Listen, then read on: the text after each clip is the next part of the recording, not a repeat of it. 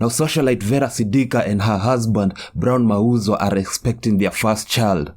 Now, the two who have been dating for a while announced yesterday that they are expecting their first child on Instagram. Now, personally, I don't know if I believe her because unajua Vera Sidika anapenda hizi mastans. If you remember the last time she did the whole stunt of turning herself black. So me initially venye niliona she's pregnant, personally I thought it was a stunt, but only time will tell. But personally naona ni kama ameka kitu ndani because Vera Sidika, she can do anything for attention. She's that much of an attention seeker.